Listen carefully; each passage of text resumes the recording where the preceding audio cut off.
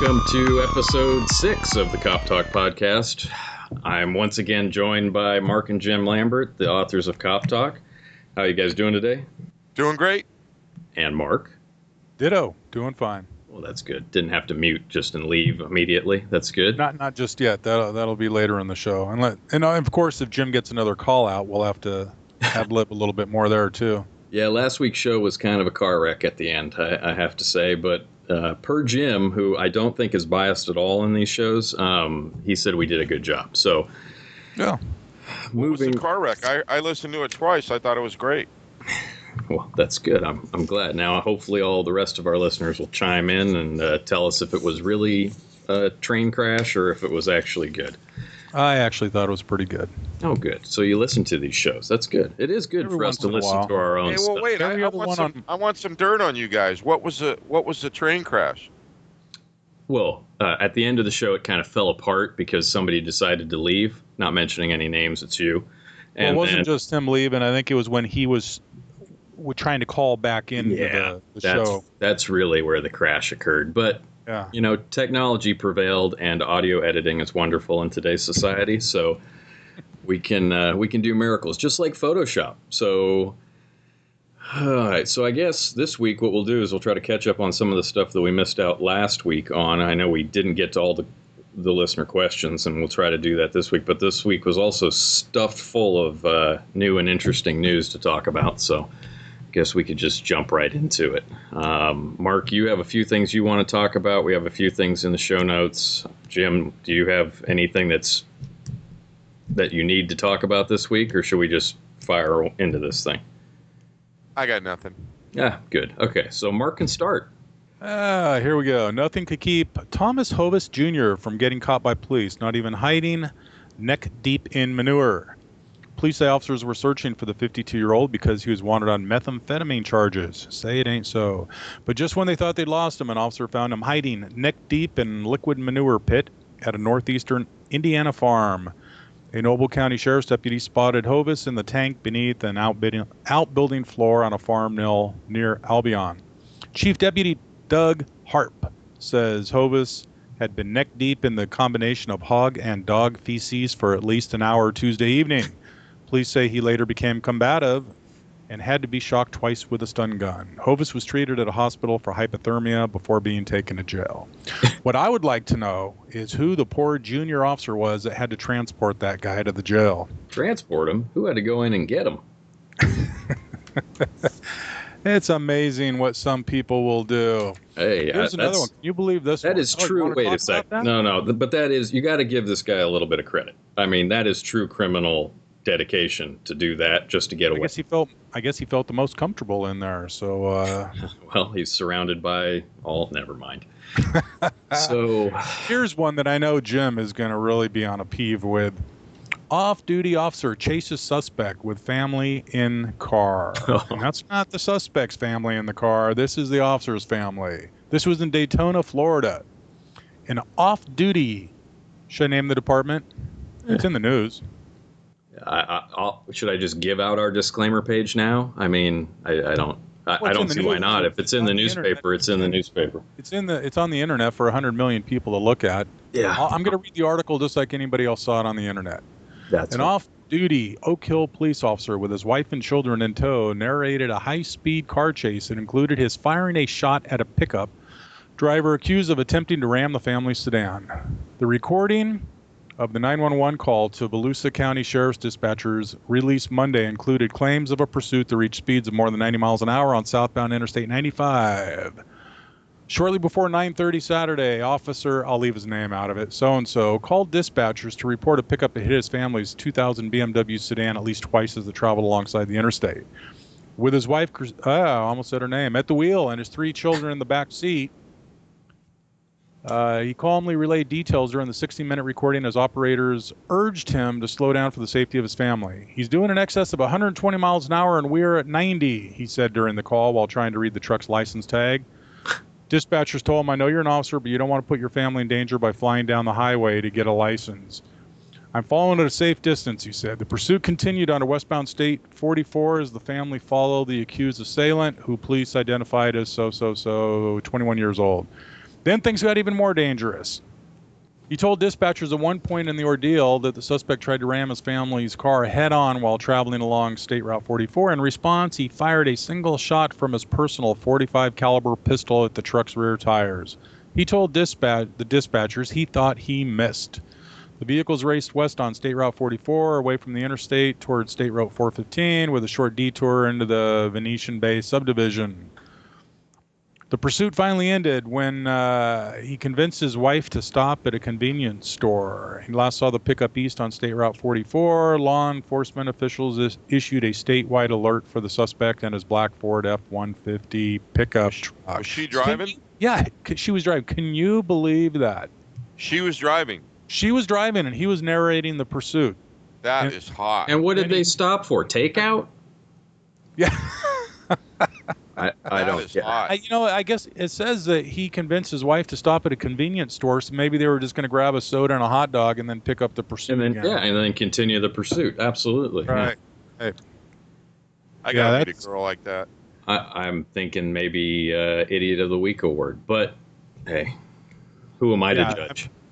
Yeah. That's, sometimes when you're off duty, I think you just got to stay off duty. I got to tell you, man, I was driving to work today. I had a guy come up behind me about 90 miles an hour, almost plowed into the back of my truck, pulled around me, making all kinds of crazy movements in the car. Sorry, Brent, I didn't know that was you. Yeah, exactly. Well, I think the guy had a medical problem or something, but man, I tell you, I don't even want to touch it with a 10-foot pole. You could be involved with that for the next 6 hours trying to get somebody to the scene. Did he have his family with him? Huh? Did he have his family with him? No, so it was safe. Maybe they were pursuing you. Yeah, exactly. Yeah, especially with what do you do to the poor guy, Brent? With two missing front headlights and broken taillight. Yep, absolutely. You didn't see five police cars go screaming by behind in a minute later, right? Nope. You ever see the way Brent drives that oversized truck? He's a menace. I drive only the speed limit, Jim. Yeah. Okay. Hey, remember, I know you. Jim, he goes with the flow of traffic, remember? Yeah, roger that. Speed limit. Please read our disclaimer page. That's all I'm going to say. Getting back to the pursuit family, did they have a dog in the car? It doesn't. Let me see. Hang on. No, it doesn't. He had 2 kids and his wife. It didn't say anything about a dog.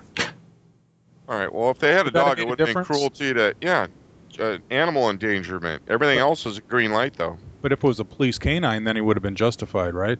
Yeah. But it sounds like she's a pretty hot driver. Yeah, sounds like he had to talk her out of it to pull into the convenience store. But and then on top of that, he's got his 2 kids in the car, and he fires a shot at the truck. Now, what happens if the guy returned fire? This guy's got his 2 kids. Let me see if it shows the age of his kids in there.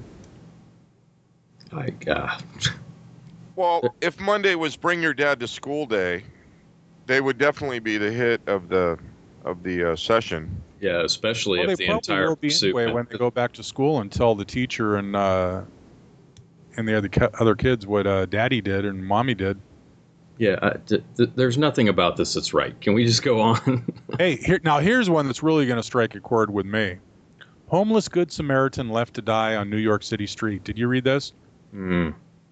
I have. A homeless man lay face down, unmoving on the sidewalk outside an apartment building, blood from knife wounds pooling under his body. One person passed by in the early morning, then another, and another. Video footage from a surveillance camera shows at least 7 people going by, some turning their heads to look, others stopping to gawk. One even lifted the homeless man's body, exposing what appeared to be blood on the sidewalk underneath them. It wasn't until after the 31-year-old Guatemalan immigrant had been lying there for nearly an hour that emergency workers arrived, and by then it was too late. He was stabbed while intervening to help a woman being attacked, and he died. And I'm not going to read this whole article, but apparently there was a couple out on the street around 6 a.m. They got into a physical fight, and the guy had a knife, and this homeless guy, intervened to try to help the woman.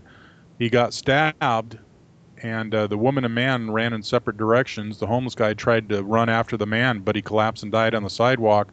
And people just walked past him, and for over an hour. I mean, it's one thing. I know people don't want to get involved, but at least bend down, ask somebody if they're okay, if they're non-responsive, call the police or something. But for all these people just to walk right past this guy, who knows? It's A lot of people say, what's wrong with humanity nowadays? People just don't seem to care.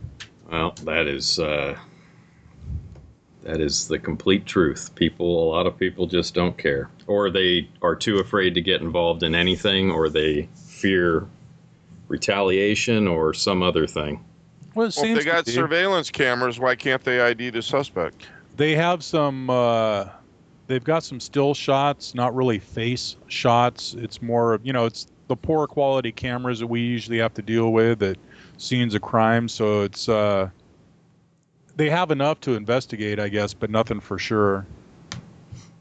But yeah, it's too bad. This poor homeless guy tries to help a woman and he gets stabbed in the process. And then people in New York City just walk right past him and stop and look at him and keep on going. But I guess if you look at the flip side of that, New York / homeless people in the street, there's a pile of them and they're always either sleeping or doing whatever. Who knows? There's always and I think Jim and I talked about this a little bit before a show last time, is you just never have I guess we all know it. We don't have all the details on any of this stuff. So, right. We armchair quarterback as much as we can, but.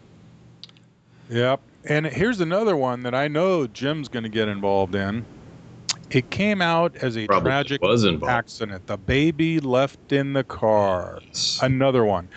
I guess this one here, the baby was left in a car all night long. The parents got home from somewhere. This is local to us, right? Yes. Yeah. Okay. Each one thought that the other parent had brought the baby in because they saw the baby's door closed. And nobody checked. And apparently the next day, the father got up, went out to his car to go to the gym. Unknown to him, the baby had been in the car seat in the back of his car all night long. Went to the gym, started working out. Mom woke up in the morning, realized the baby was gone, called the gym. They found the dad. They went out to the car, and the baby's out there dead. I mean, I'm sorry, but this is absolutely uncalled for. There's absolutely no excuse for something like this. No, there is. The parents don't go in and kiss the baby goodnight? It's right here in the article. It says it right here. It says, apparently, the child was a light sleeper, and it wasn't their practice to be going in there all night checking on her. Well, if you also read the follow-up articles, those mentioned that there was a possible methamphetamine binge involved. That is hard to believe. Yeah. I mean, unbelievable. It may be a tragic accident, but there's no excuse for that. Absolutely no excuse. You come home with a baby, you make sure somebody has the baby, and each one thinking the other one put it to bed. You don't even, kiss your baby goodnight. It's just uncalled for. I mean, you got to be a responsible parent. If you have the baby in the car with you, you make sure. Jim. Yes, Mark.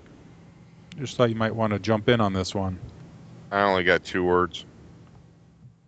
Loser. Electric chair. Yeah. That's better than dumb idiot, but I guess, hey, we all have our point of view. Okay, so is that all? I was fired up about that last week before I got called out. So I'm glad you brought it up this week, but that just disgusts me. No excuses. Absolutely no excuses for something like that. So, in the paper every day, I say it every week, people. Okay, there's still property crimes are going through the roof. I don't care what city you're in. Property crimes are going through the roof. And property crimes mean thefts from garages, thefts from your car, home burglaries, the theft of property. Every single day, every single night, from cars, from garages, somebody going shopping and they leave their purse in the shopping cart and they turn around, purses are getting taken. Take precautions. Why do you say everyone, dude? Why burglary? You make it sound like guys leave purses in shopping carts in the grocery store. I can swear to you, my purse is not left anywhere. I don't leave my purse in the grocery store. I was going to say yours has never been taken. I keep it on my shoulder, in close proximity. Hey, yes. Just I do use precautions. And just so you guys know, for a guy, it's a merce, not a purse. So you gotta get this all straightened out. Right. It's a merce. A man purse. So I'm glad you have so much knowledge on that. It's a European travel bag. Do you guys ever watch TV and see the commercials? I don't watch anything for purses, but well, apparently you never watch the insurance company ads either because it's in there. So are you done changing topics and we can go back to the show notes or what? Take precautions. Thefts, burglaries, get an alarm system. Yeah, we're ready to go now. Back to the show. Take precautions is a good. I'm done with my 5-minute rant. All right. So I always use precautions. I like that. That's another show. I think take precaution is a good. Yeah, that's wonderful. That's another show. So a couple other quick things to hit on that. Well, one of these I want to get your guys' opinion on because it's one of the biggest stories that's hit the tech side lately, and that was the theft of this iPhone. I'm sorry, let me rephrase that.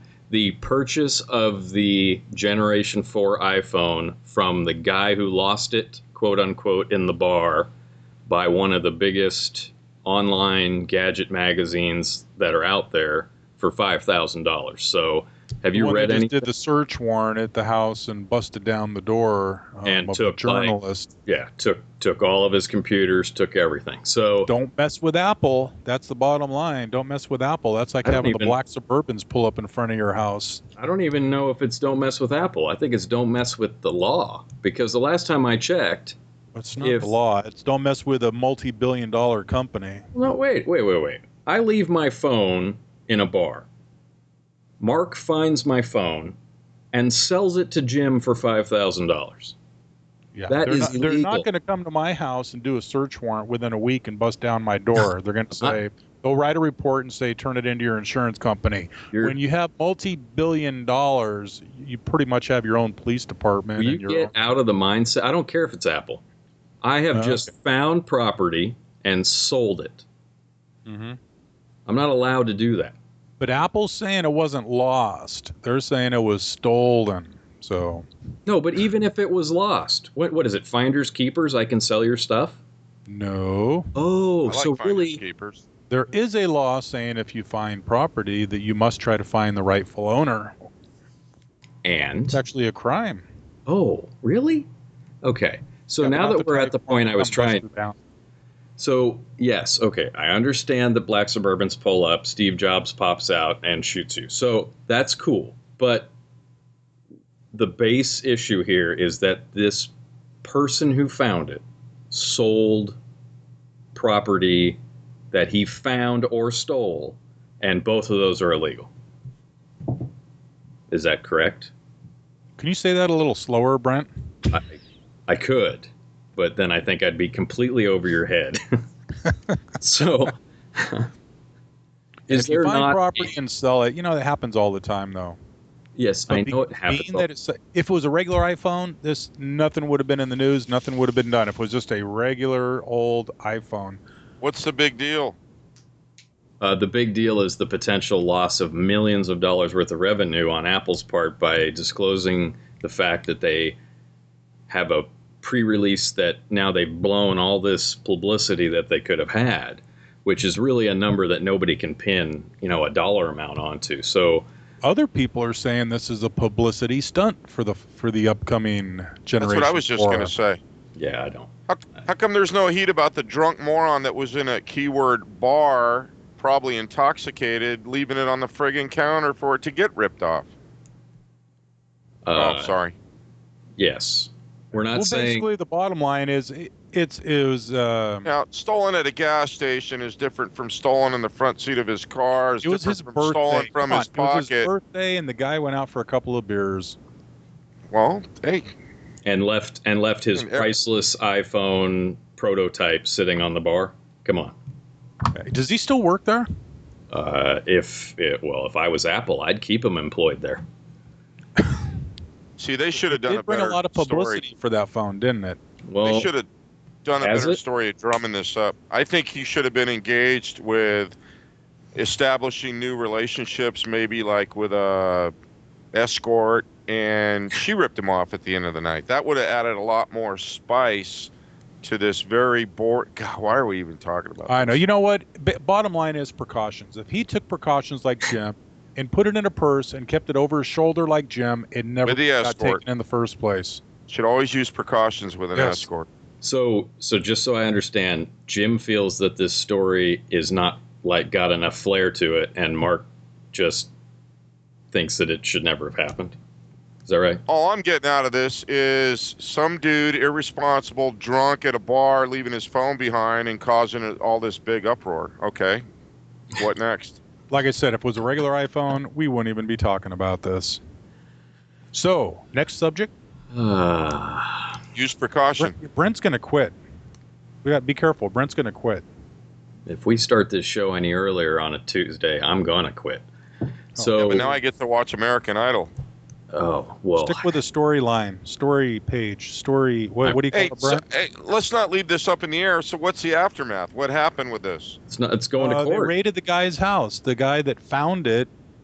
There's a little more to it. The guy that found it actually is a journalist, and he put it on YouTube or something. No. Oh, whoa, that's all. He sold it to the journalist. The guy who found it sold it to Gizmodo, which is the company that is the journalist. If you want to call them journalists, they just. So that's what they're titling them. All they do is pay for articles. So he did a story on YouTube, and now they raided his house and took his computers and everything. That they did. Yeah, it happens all the time. Yes.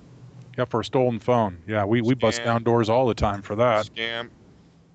Dude, they're getting the SWAT team right now. I just missed a call out. They're getting the SWAT team right now to go raid a houseboat out on the river where they think there's a stolen whatever from Apple. Oh, I thought you were just trying to make an excuse to go on another call out that ends in nothing and then ends up coming back and ruining the whole show. I was just being sarcastic. Jim, that was a failed attempt at being sarcastic. So and funny. Yes. So whatever. I got nothing. All right. So moving. What's this iPad owner loses finger in theft? What is that, Brent? What's an iPad? You haven't seen an iPad? It's a big iPhone. It looks like a big iPhone, but it's more like a big iPod Touch. Yeah. Well, I have. Can't lose that one in a bar. So is that like Verizon's little mini laptop? Is that what it's supposed to be? It's larger than that. It's about. It's almost like a laptop then. It's like an 8.5. No, it's a slate. It's a tablet. Single piece. Looks like a giant computer, Jim. A giant calculator. Wow, you got. It's like a giant. Well, it's just like a giant iPhone. I'm glad we don't have a tech discussion in this because wow. Just call it a giant iPhone. So anyway, it doesn't change nothing. You should always use precaution with your giant-sized objects. Well, this. He's getting borderline there, isn't he? And with that, our clean status goes away from iTunes. So, anyway, how'd the guy lose a finger in the theft of that, Brent? So he's walking out of the Apple store with his brand new purchase of his iPad that is about a $500 or $600, depending on which model you get. And apparently the plastic bag that they gave him, he had it wrapped around his hand, and the guy came up from behind him and jerked it out of his hand and ripped his entire finger clean off. Wow. Or God, it just gets better and better. Doesn't it, though? So then he sold the finger to Gizmo or whatever that is. No. You can't really don't derail my. This is. Is that the finger that ended up in Chile at Wendy's? It could be. Yeah, I think they've traced it to that, Jim. Yes. That's how that happened. Brent, which finger was it? Was it the index finger? Was it the pinky finger? Do you know which finger it was? I can't really tell you. And does it really matter? Because you don't really want to talk about it. Yes, it does. Because if the guy was pointing his finger, and that's the finger he lost, if he was pointing, saying, you better not take this, then it shows obvious intent on the other party. And he was attacked. He was attacked from behind while walking out of the store. That's all it said in the article. But Brent, where do you find these things? Oh, that's on KTVU right there. Sounds like no precautions were used. Yeah. It just shows you he's stuck on that one, isn't he? Maybe the whole issue is that it's just important to take precaution and actually. That's what I've been saying for half an hour. Thank you. Hold on to your devices. Let's just say that. That's another way of saying that also. You should always protect your device. See, we should definitely not start early any longer. This normally would all be taken care of in the pre-show. I got to get some more coffee. Oh, that's good. Yeah, don't put anything in it, Jim. No, I'm good. Not like usual. And then the last one before we get into questions is apparently people have started to make a habit of calling 911 for a ride home. Let me get the details on this article. I could assume that one or both of you guys have seen many, many instances of getting bizarre 911 calls that you have to respond to, right? Oh, yeah. So let me see. We could write a book. Oops. Oh, wait, we did. Yeah. And it has some of that stuff in it, but let me see if I can get the details on this. I think basically it was, I'm drunk at a bar, can you come and pick me up and take me home? But let's see here. Let's see if I don't, yeah, it's old news. Old news, all gone. So all gone. Yeah, but people do that. They call with the stupidest things. But yeah, people, I think there was one recently where some lady called like 38 times and they ended up arresting her for misuse of the 911 system because she kept calling for a ride home or something. So. Well, and I mean, dude, the dude calling from the bar is an easy stat. You say, yeah, we'll be right there. You hook them for 647F. The minute they step out of the door, yeah. Why don't you just sit there and wait for them to get into the car? Then you can have a DUI. In fact, you could even bait them like that. You could put, a piece of masking tape over the 911 says free rides, call 911 when they come out of the bar. Nail them. Man, your stats would look really good that night. Oh, that's terrible because we don't have stats, right? Okay, you better do the disclaimer again. Should I send the disclaimer link to everybody that listens to this show?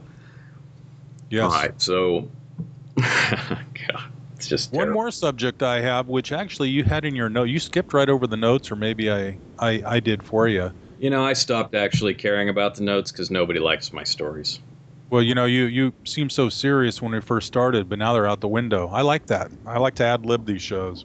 Yeah, I can tell. Use of Twitter and Facebook steadily rising among gang members. They love to see their pictures. They pose flashing their gang signs and with their weapons and, the alcohol and their guns. And they don't realize how many people actually see this, including the police department. And one thing I got to touch on, because I work closely with a lot of the juveniles in the schools, parents, wake up. I see so many parents that, these kids get detained at school for being a gang member or bringing a weapon to school or something. And the parents say, not my child. My child would never do that. Not my child. And then they come to the school and they see all the gang clothing the kids are wearing, the belts, the buckles, and they're shocked. And this is going on, middle schools and even elementary schools. It's amazing the stuff that goes on at this level. The marijuana sales. Even in elementary school, I had to go to a school. I got dispatched to a call of a fifth grader selling marijuana to other kids. They're bringing marijuana-laced treats to school. This is 3 times in our area, including a school, elementary school out in our area,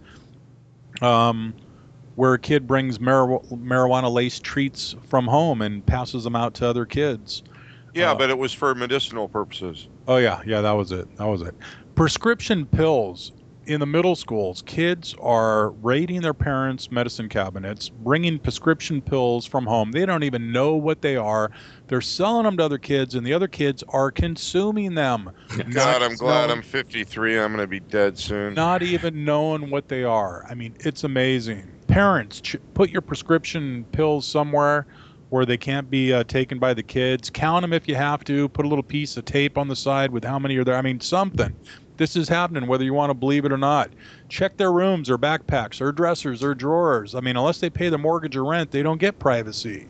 Hey, dude, how many times did mom and dad have to leave little notes or count their meds for you and me? We knew that if we screwed up, they were going to kick our butts. Yeah, and that's the difference. How about parents just start being parents? That's the difference with the kids of today. The minute the parents start trying to discipline the kids, say, I'm going to call the police. Go ahead, touch me. I'm going to call the police.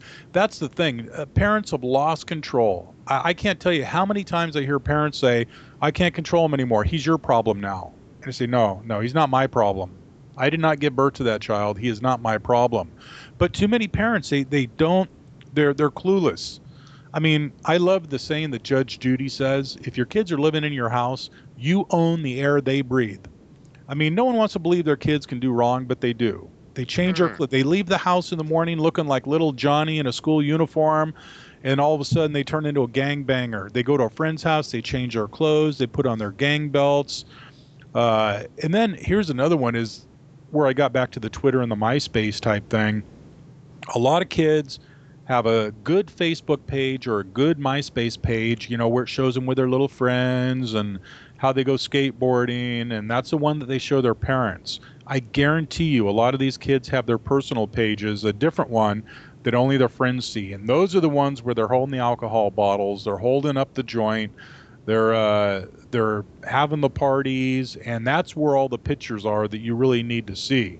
I mean, they're kids. They steal, they lie. They're kids, but you can't just put on the blinders and think your kids aren't doing any of that. In fact, Judge Judy, another saying I love. Do you know when a teenager's lying? When their mouth moves. I mean, that's just the way it is. But, so now we know Mark watches WWE and Judge Judy. No, I like Judge Judy. We need more judges like that. She tells it as it is. I mean, I agree. I like Judge Judy. I'd love to see more judges like her. So like I said, kids will do kid things. I mean, it's natural. But when it turns into a felony conviction on their record, like dealing drugs at school or bringing a knife to school or assault with injury, it's beyond that. That puts a black mark on their record forever. Hey, Brent, can you play this back? Did I already say I'm glad I'm 53 and almost dead? Yeah, you did. And apparently... I can't believe we're almost here. I mean, Billy, I have 42 Vicodin in this container. If I find one missing, I'm taking your cell phone for an hour. What are we doing? Hey, before I was so rudely interrupted, I think one of us or all of us should be able to speak also. Oh, sorry. That's fine. I'm almost done. I just got to get my rant. No, you're off. not. Just, anyway, because I'll think of something another minute from now. I work with a lot of the kids, and they really piss me off with some of the stuff they get away with the parents. So watch them closely. Check their phones. Every kid has a phone, and that's another thing that pisses me off. If my kids were young, they'd get a phone with a couple of minutes phone card on it, or they just get a cell phone with no time on it. All cell phones will call 911 in an emergency. That's all you need it for. But elementary school and junior high, they're getting them the phones with the movie cameras, the iPhones. I mean, they're sending stuff to each other, very inappropriate stuff, to each other, the pictures and stuff.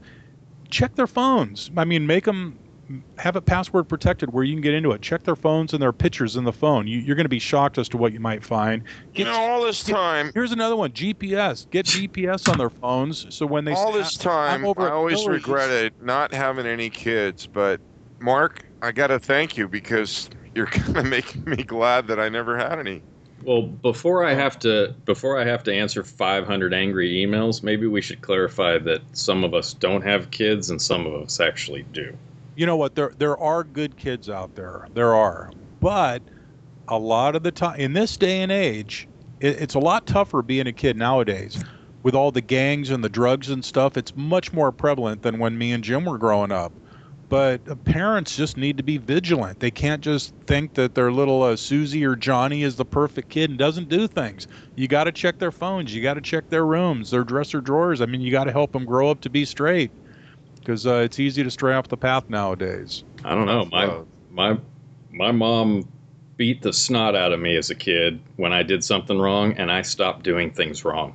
Oh, I could tell you what soap tastes like. I talked back to my parents, and I got a mouthful of soap. And boy, when that belt came off of Dad, and this was just discipline. When we did something wrong, hey, there was a consequence. And nowadays kids get away with anything they want because the parents say, I give up.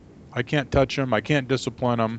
Thing is, there's a difference between abuse and discipline. Yes, you could discipline your kids, but it can't turn into abuse. If a kid comes to school and he's covered with bruises or belt strap marks all up and down his back and arms, yeah, you're going to get a visit from the police and probably CPS. But you just can't take it too far, but kids can be disciplined. There, I got my rant over. Now Jim could go. Jim, didn't you write there's an entire section in the book on this, right?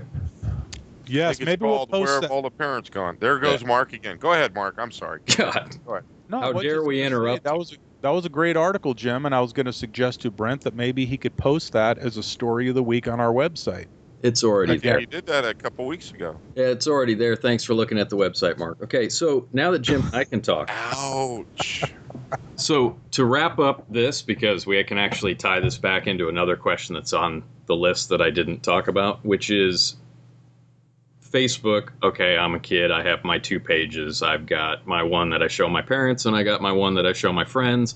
And now there's a pile of police departments that are coming in and getting these pages, getting Facebook pages, getting MySpace pages, getting all this social media stuff going on. And I guess not just police departments, employers are checking out applicants' names and looking at their web pages. But I'm not saying look for somebody on there. I'll be perfectly honest. The last time I hired people at our office, the first thing I did was hit Google with their name, and I found their MySpace page with drunk pictures half naked, and then I found their Facebook page that wasn't quite the same. So I didn't hire any of those people. I think that the interesting part is that the police are coming back, and my question is A, do we think that that's a good idea for police departments to be on Facebook? And B, the question that comes from everybody online is, why are they there? Hey, we're on Twitter. Well, we're not a police department. But thank you for tying something technological into your conversation. I don't have Facebook. Twitter. I don't even know what Twitter is, but I've heard you say that we're on Twitter, so that's why I repeated it. I'm glad that you... Did you repeat it or did you retweet it? Sorry. That was actually pretty half funny. Thank you. Maybe half funny. Yeah, well, he's got one of those cool phones that you can do all that social media.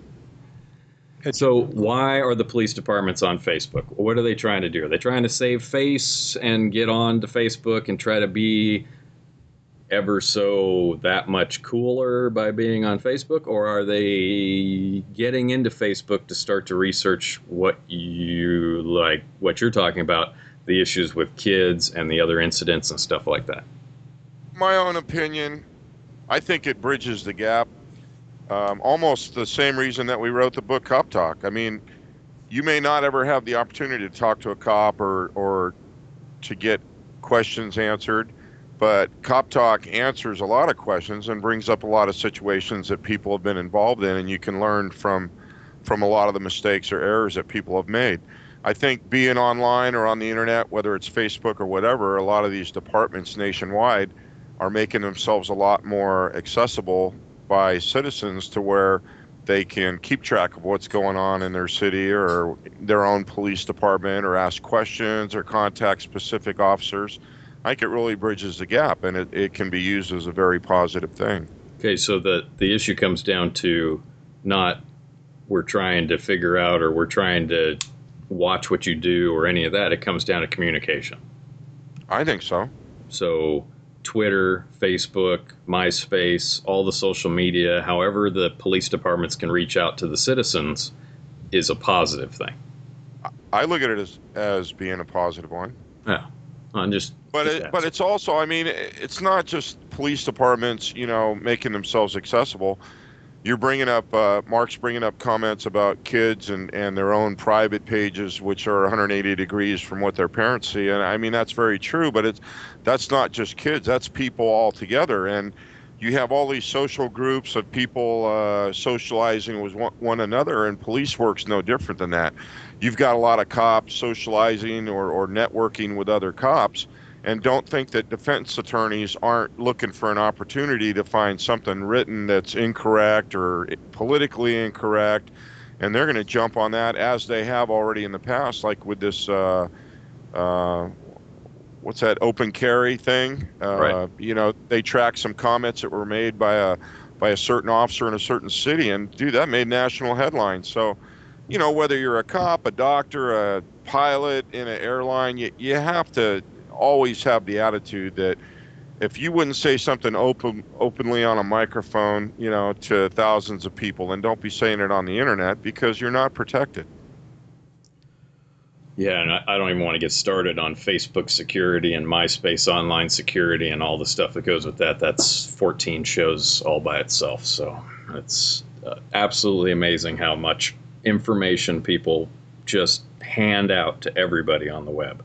Oh, it's ridiculous. And the bottom line is, just use precaution and protect your device. Yeah, don't post naked pictures of yourself unless you want them on the evening news.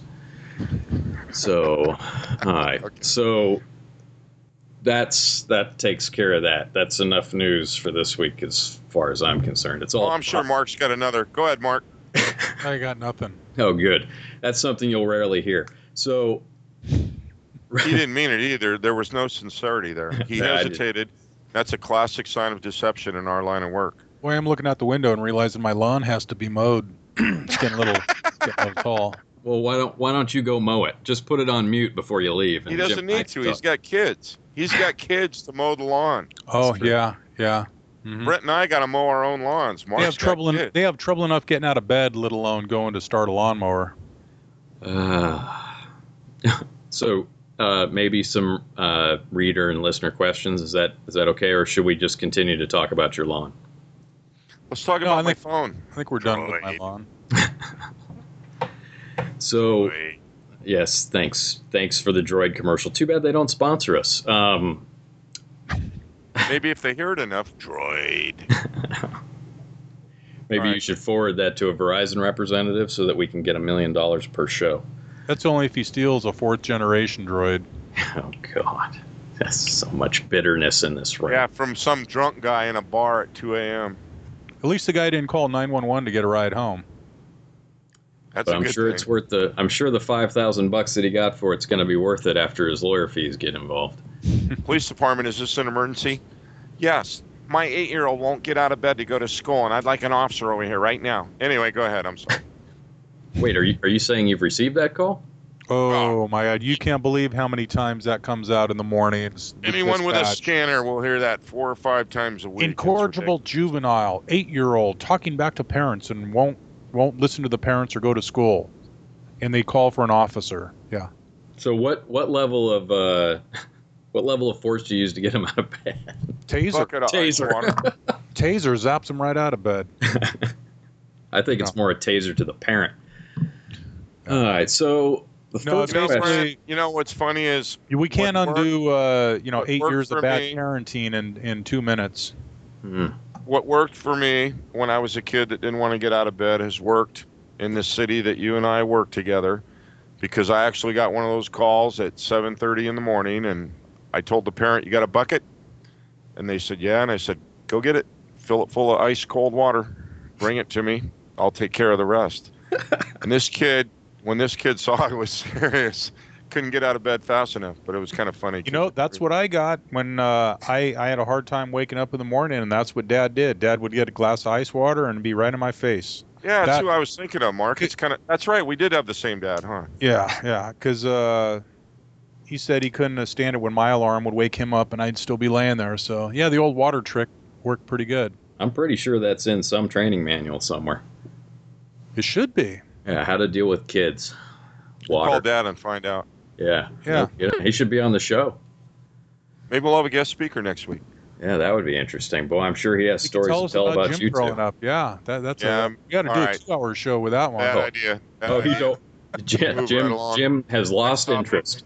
Next topic. All right, so the first question, one of the ones from last week that we didn't have time to hit on, is what happens if I'm the designated driver and my car is loaded with a bunch of drunk idiots and I get pulled over? I thought we covered that one, Brent, you and me. It wasn't us.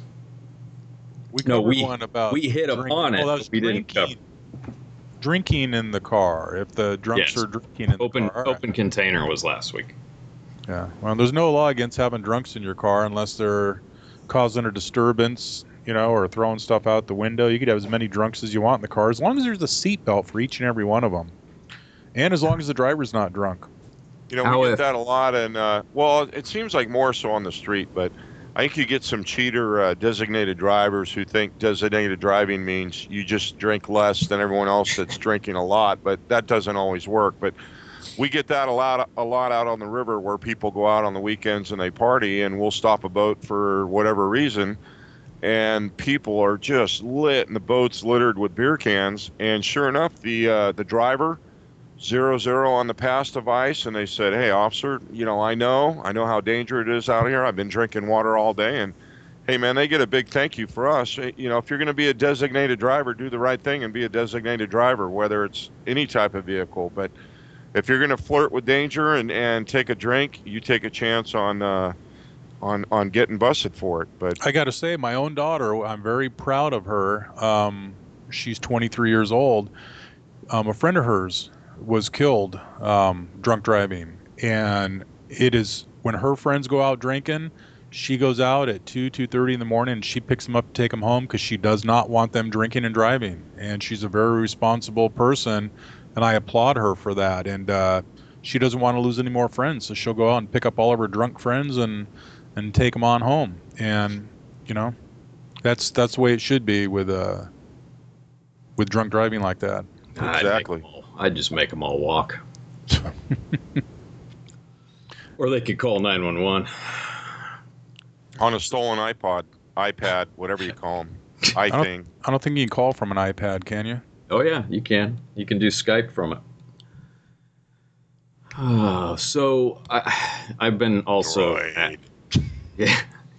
Thanks, Jim. Yeah. So the other request I had from a couple people was the fact that sometimes we just sound like a bunch of bitter cops sitting around talking about these questions, and that maybe we should look at some of these questions from more of the standpoint from the people that are actually in the car. So I don't disagree with that. So let's Wait a look minute, at this. what was that? Yeah, what did I stutter? Yeah, say that again. I said that I was asked by our listeners and readers that sometime we just sound like three bitter cops sitting around talking about these questions versus looking at it in the eyes of the people that it's happening to. Not from the cop point of view, but from the point of view of the people in the car.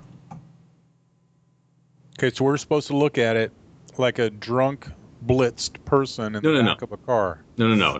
Like, as an example, for this question, I'm driving the car. I'm 0-0, not a drink in me.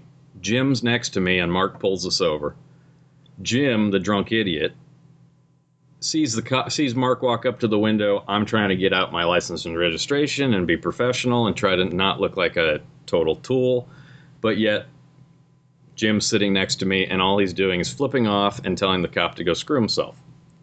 So what do you recommend for that person in the car as the driver, the poor designated driver that's taking his drunk idiot friends around, that's now mouthing off to the cop? When you're the driver and you're responsible for that carload of people, what do you do with your friend? Sock him in the jaw? If somebody's mouthing off and flipping the cop off, I'd say get out. Get out of the car. As in, as the driver, you tell Jim the idiot to get out. Yeah, I tell the officer, hey, I'm really sorry for my stupid friend here, and you tell the stupid friend, Jim, get out of the car. You're on your own. You could tell the driver to watch that clip from Chris Rock. He got weed! Google it. Chris Rock, what not to do when the police stop you. You got to watch that. Fantastic. Because there's one just like that where the cop pulls a guy over, and the idiot passenger starts mouthing off like that, and they show you the right way and the wrong way. So, Chris Rock, what not to do when the cops pull you over, and there's the answer for that one. I'll put that in the show notes. There you go. Awesome video. Put a link to it. That's fantastic. Okay, I'll do that. I'm pretty sure I can't replay any of that without either getting sued or having just nothing but beeps going on for censoring. It's all over the bottom line into that question is the cop is going to thank the designated driver for being the designated driver. And you can't always control the friggin' level of stupidity of your drunk friends.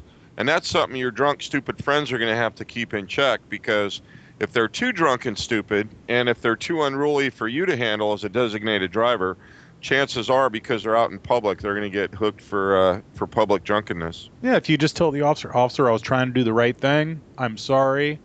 They've had way too much to drink, and I can't control them. Do what you got to do. So maybe a night in jail, we'll teach loudmouth Jim not to spout off like that anymore. So under the bus that you just drive over your friend and say, get on out of the car, the cop's going to arrest you.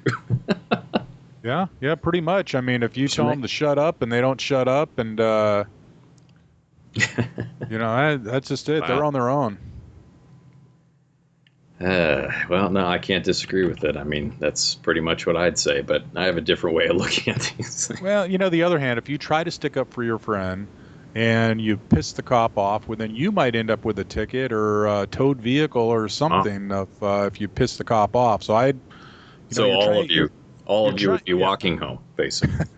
You're trying to do the right thing, but if your friends are way out of control, so be it. They make their own bed, they could lay in it. Yeah, speaking of the right thing, maybe you should put a disclaimer out there, because all our opinions on our own, but I don't look at this as us sounding like three bitter cops making fun of people. I mean, these are all excellent questions, but you can either get the artificial kindness BS version, or you could get the straight up real world version. And I think that's what people would rather have, is hearing the straight up real deal, not the candy coated. Well, you're absolutely right. And if the officer looked at you with a stern look, then you should go file a officer complaint against that officer. If they want to hear that, then that's fine. But that's not real life. So if Brent can't handle the truth, are you telling me that I should just not listen to this show? You can't handle the truth. What movie was that? What movie was that? That was it was a big movie. What was it? Boy, that's a good answer, Brent. It was a big movie. Tom Cruise. Google it real quick. Oh God. Was that A Few Good Men? Yes. That was A Few Good Men. Yes. Are we clear? Crystal. Yes. Are we clear? I'm pretty sure that we just got sued. Just for uttering those words on open air. So, just for a disclaimer on my part, you didn't hear my voice at all. That was between Brent and Jim. Yeah, Who's gonna protect us? You welcome. In those beep white pants. Anyway, hey, we're gonna have to wrap this up before Jim. What do you put in your coffee, Jim? Try to be proper. Hey, it's early in the day. I gotta say, little Jack in the coffee. There's nothing better. There's nothing better on that line. I love that movie. Yeah, there's nothing better than a Jim comment that starts with a referral to the disclaimer page. So I'll tell you, that's always the best. So question 2. So question 1, I think we're good. Yes. As long as you can handle the truth. If your friends are idiots. Was that delivered?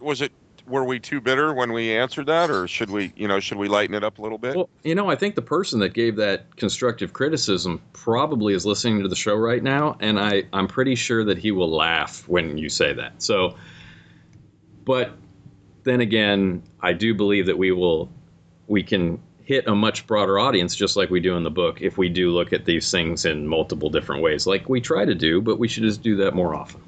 Yes, Brent, let's look at these questions more multidimensional, and then I think we can be much more effective in our interpersonal communication skills. Maybe we could have a section called The Lighter Side. Brent could do The Lighter Side. I'm thoroughly impressed that Jim got all those big words out in one whole sentence together. Multidimensional.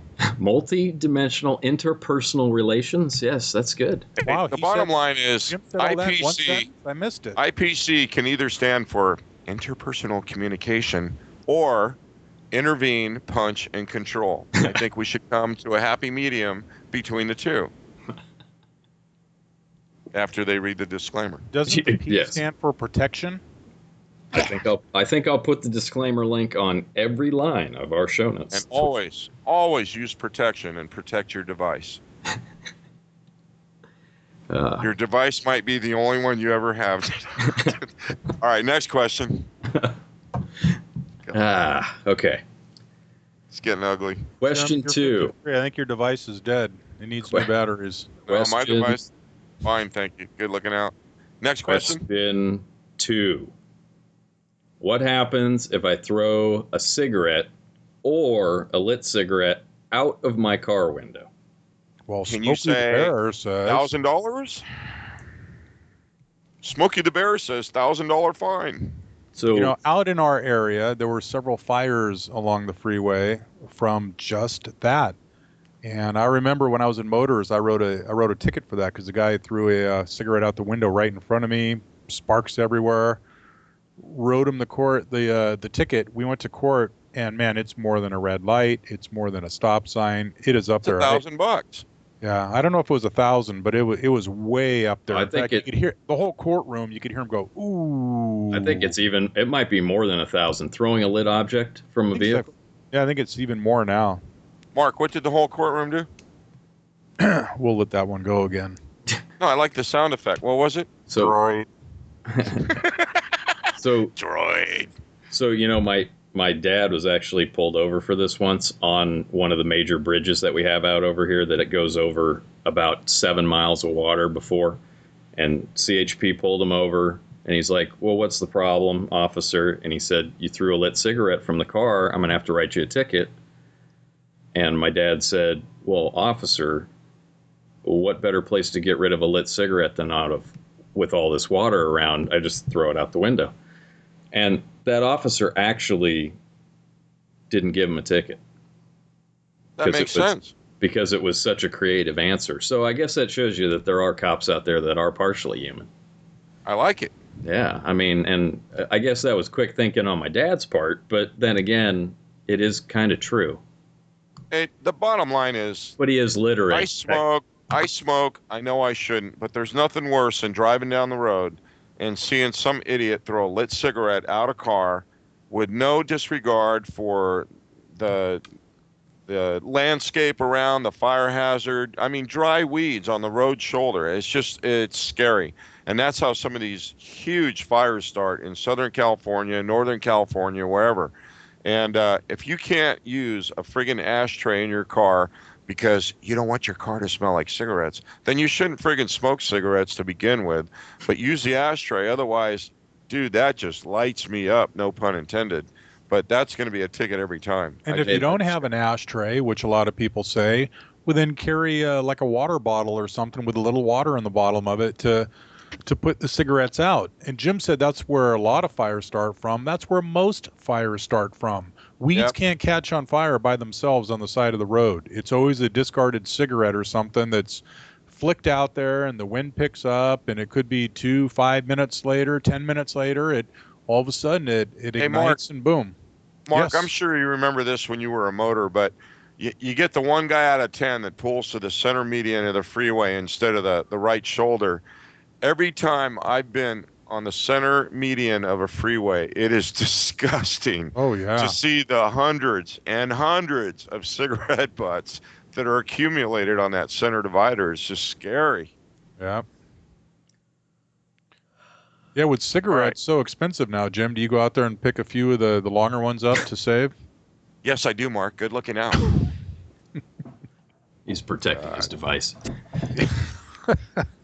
Next. Okay, so question 3, and I think we sort of hit on this last Brent, time. Was that answer too strongly delivered, or should we lighten it up a little bit? No, I think we properly balanced that just correctly. I think you're Jim, good to let's go. hear the lighter version. Let's hear the light version. Please don't throw stuff from your car, thanks. Yeah, I like that. Okay, so we'll roll with that. Okay, thanks. So question 3, how fast over the speed limit can I drive and not get a ticket? I think I know the answer to this. We already touched base on that a couple weeks ago.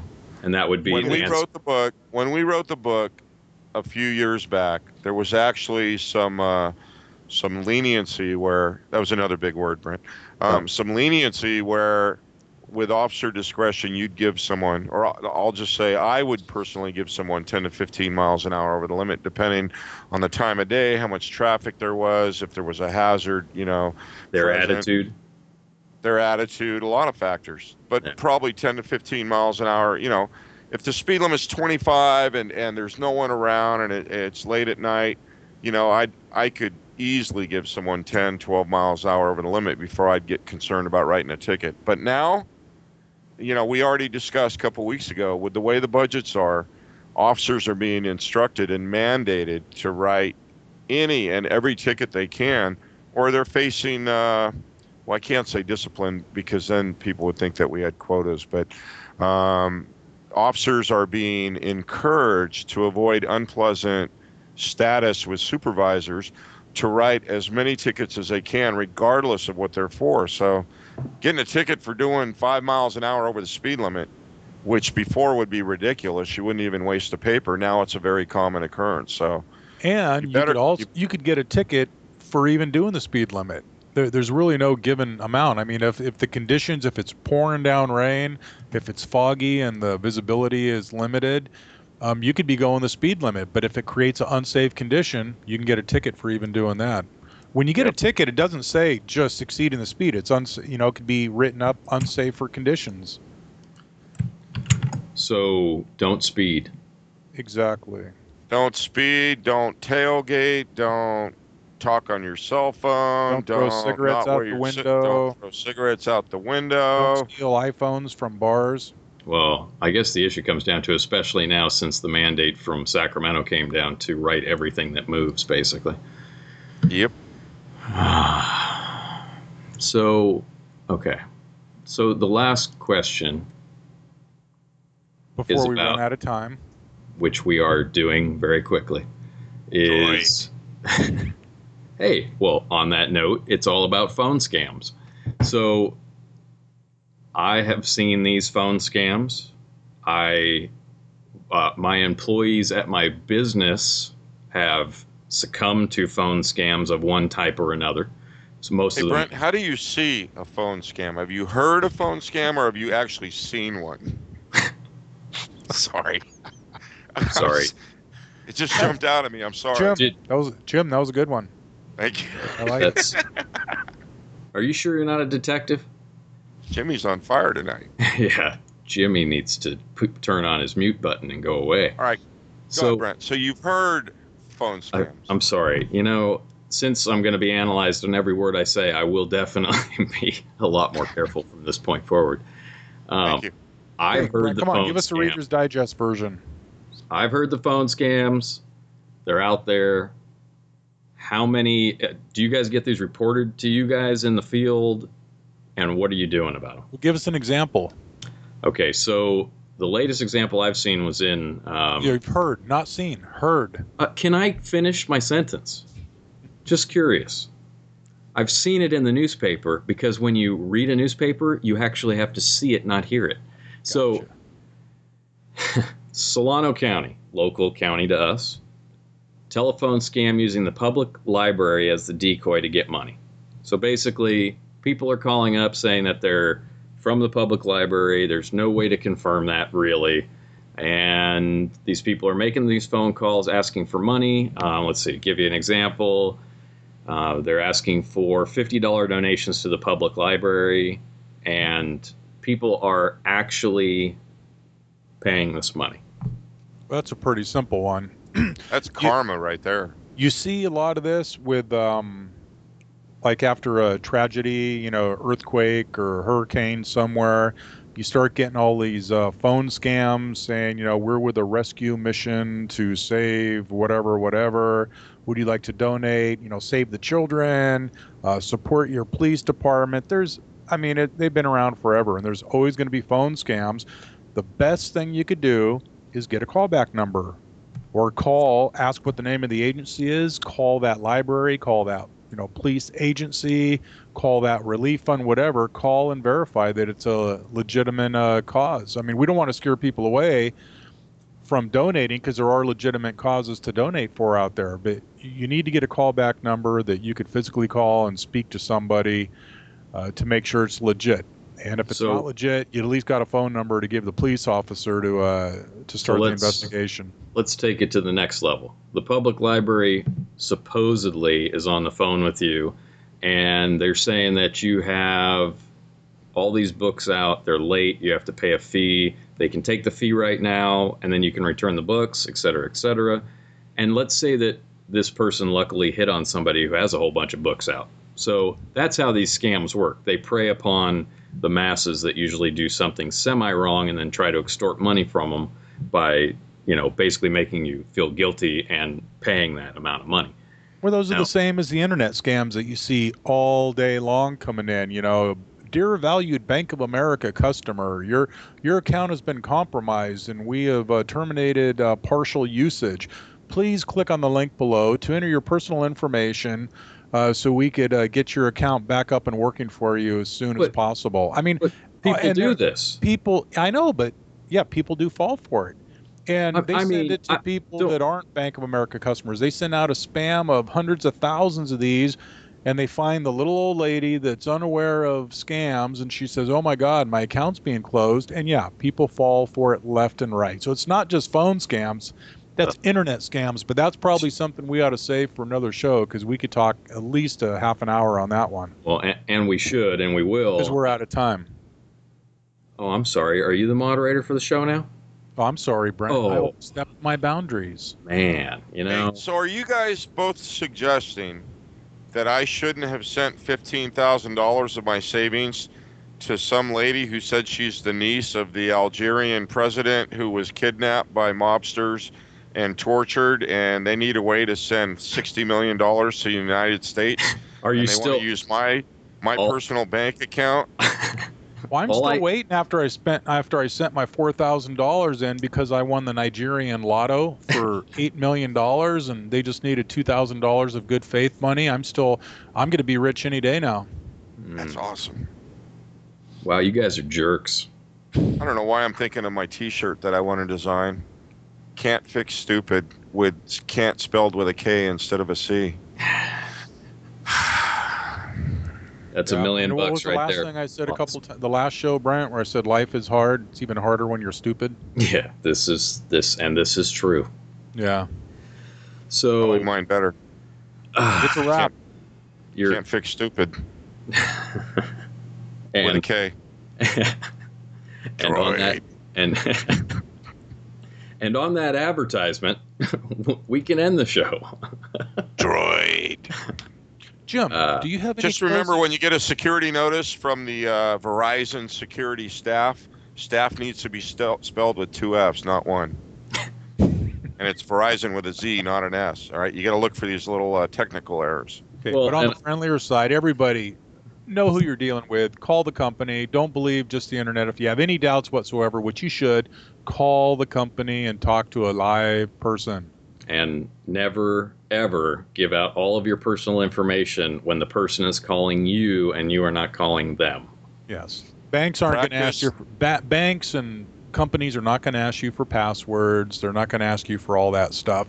And like PayPal and a lot of those eBay and Bank of America, they all have a security department. If you get a suspicious looking email, you could forward it to them and they'll tell you whether it's fake or not. But that's rampant right now. So don't fall for any of that. I think the answer comes down to don't click on links in email.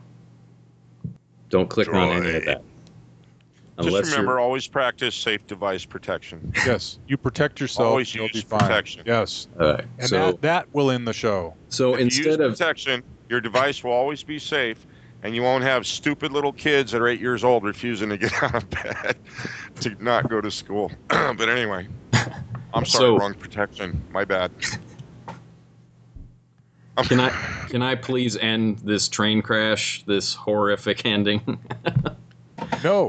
One last thing. Again, people, send us your comments. I say this, that ought to be the ending of every show. We don't want to end up like Dirty Jobs where we're off the air because people aren't sending us ideas. Send us your questions. Thank you to those that have already, but send us your questions, your comments. If you disagree with Jim or Brent, send us your disagreements. Not you? And well, that's okay if they feel like it. Oh. But anyway, we don't know how we're doing unless we hear from you. Good, bad, ugly, whatever. Send us your comments and your questions. So the website. Anyone that sends notes saying that Mark sucks, Brent will send each one a $1 gift card for Starbucks. I might just click on the link and put in all your personal bank account information so Brent can deposit that directly into your account. I got to tell you, if people start emailing with stuff like Mark sucks, I might start sending them free books. Oh, jeez. Hey, the bottom line. Hey, whatever. Last thing I'm gonna say, and it kind of gets back to that poor dude in New York who tried to do the right thing and ended up paying the ultimate price. Just do the right thing in life. Use common sense. Everyone knows what it is. You know what's right. You know what's wrong. Do the right thing in life and watch out for each other. And until next week, be safe. I